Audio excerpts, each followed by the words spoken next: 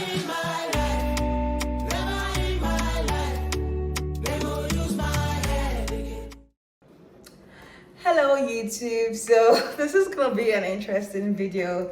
These are the books that I did not finish in 2022.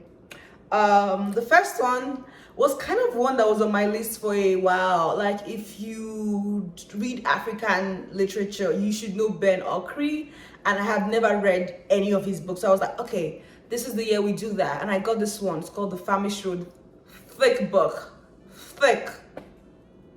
For 3 months I was dragging through this book. This is a master of literature. This is a father of African literature. I should be able to like go deep into this book. And I was dragging. It was taking me forever. So it was stressful. It was real stressful. But like, I had to DNF it. I was like, okay, it'll be fine. So that happened. And the next one is like also a classic that I wanted to read. It's called The House of Mango Streets by Sandra Cisneros. If you know anything about Latin American literature, you know Sandra Cisneros is a big deal. I was struggling through this book, y'all. There's something about classics that make them hard to read. I feel like maybe in a time when they were like very hyped, they are easier to read. But like after the fact, like I was, and I love like Sandra Cisneros. I've read some excerpts of this book and I love it. And I just like, it was hard. The next one is The Book Thief. This one also is very popular, kind of a classic as well. I just could not, like, I was struggling through the classics this year. And then The Promised Land by Barack Obama, that too I was like, okay, these, no, like, autobiographies I feel like are usually good, like, for audiobooks. So I think I started that. I think I'll go back and try and do an audiobook with this one and see if I finish it in 2023. Because I need to work on my 2022 TBR. I still have a couple books left. My reading goal for this year was 60. I'm on 52. I'm not like the kind of person who's like, oh my gosh, I must meet my reading goals. No, I'm just like, if it gets there, like it gets there. So like I have 3 more books that I'm very excited to read this year. And if I read them, cool. If I don't, cool. Like it's not a fight. We're not fighting, you know? It's like chill vibes, everyone will be fine, you know? So yeah, I'm just like very chill about that. The next one is There Was a Country by Chinua Achebe. And this one, like I said, autobiographies are very good to read as audiobooks. And I tried that. But Chinua Achebe is a Nigerian Igbo writer, and a lot of the words he says are in Igbo.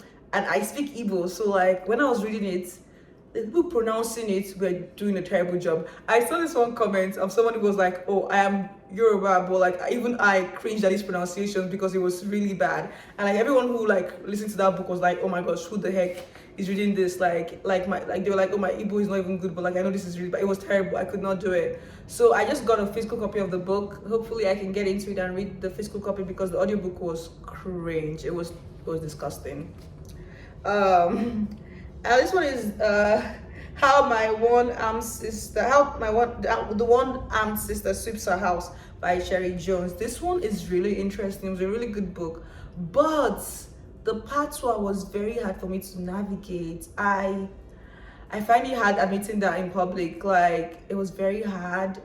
I feel like I need a stress-free, quiet environment to really pay attention and read this book. But like I was in that mood where I was like back to back reading books, and it's like it was not like a quick read. I couldn't just like read through it, so I had to keep it. I'm like, let's put this on hold. We'll come back to this later and we can read through it slowly, you know. So yeah, that was a little hard. And the next one is Vagabonds by Eloisa Osunade. Yeah, I should be able to pronounce these names. I don't know why I'm like acting like this. But this one, I tried reading the physical the ebook, and I tried the audiobook. Both were kind of difficult to finish. It was just like, it didn't have the plot narrative style. Like I love plot driven stuff. So like it was not very plot, it was more like voice driven. It's like a lot of like literary themes and like imagery and like symbolism and like stuff happening, which I love. Don't get me wrong, I read poetry, duh. But like it was just slow. Yeah, so it was hard to get through. I think I might come back to this one. The next one is Under the Udala Tree by Chinelo Okparanta. This was highly recommended to me. People like, oh my gosh, you will love this book. And I started it, but it just fell off for me personally. It's an amazing book, well received, critically and commercially acclaimed, like amazing book. But like, it just like, I'm gonna take a break and come back to you later, because at the moment I don't know what I'm doing, you know. So yeah. And then this one was That You Made a Fool of Me with Your Beauty by Koike Emezi. People love this book.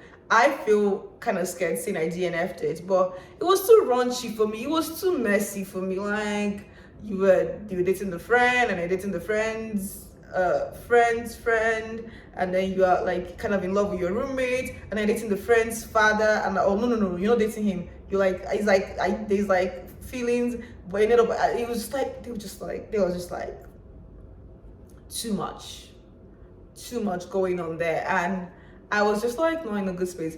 But it was very, like, when you say plot driven, good, fast paced. I enjoyed the sections I read, but it was a lot. It was too messy for me. I was like, morally, is this too many backstabbing?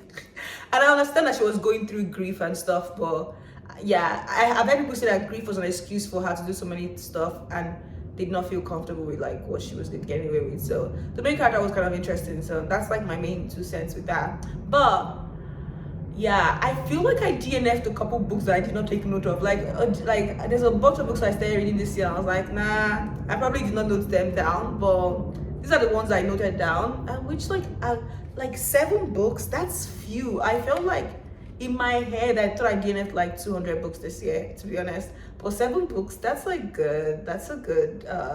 I'll take that. But I think there are some more that I'm missing, but like it's just like I don't have them with me, or I can't find them like in my brain, like because I note down like the books I've read and stuff.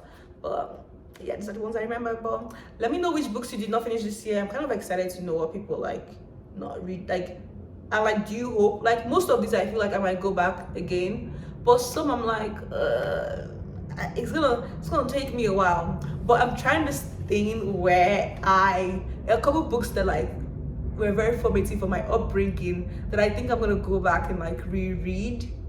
I don't know, maybe I'm like, yeah, it's gonna be interesting.